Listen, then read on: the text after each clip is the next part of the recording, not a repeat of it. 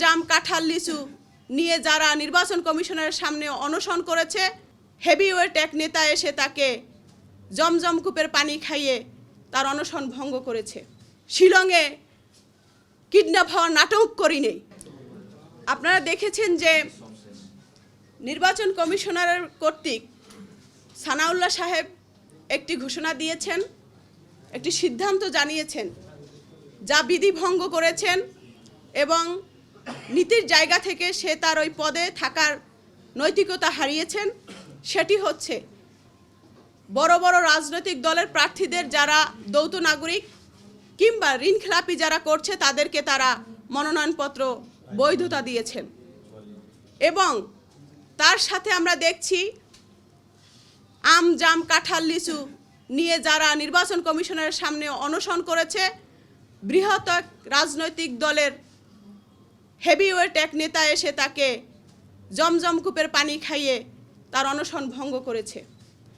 এর এক সপ্তাহ ঘুরতে না ঘুরতেই অলৌকিকভাবে মাত্র 33টা অফিস নিয়ে তার নিবন্ধন তার হাতে পৌঁছে গিয়েছে। এটি অলৌকিক ভাববেন না, এটি সেই বিশাল বড় দল যাদের মদত রয়েছে, হেভিওয়েট নেতা যাদের সুপারিশ রয়েছে। এমনকি শুক্র শনিবারেও তাদের জন্য অফিস খোলা হয়, তাদের এনআইডি কার্ড করা হয়।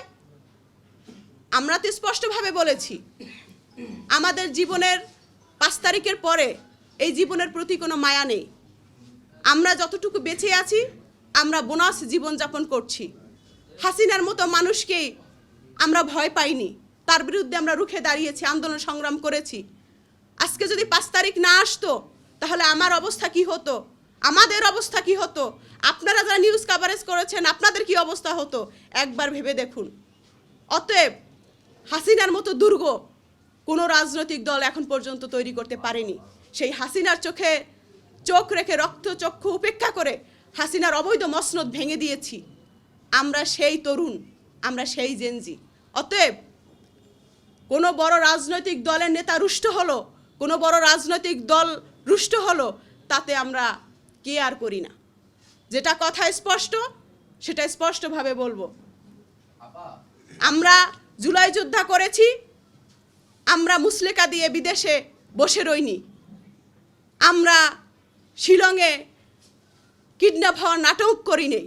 এই বাংলাদেশে থেকে হাসিনার বুকে পাড়া দিয়ে আমরা রাজনীতি করেছি, আন্দোলন সংগ্রাম করেছি।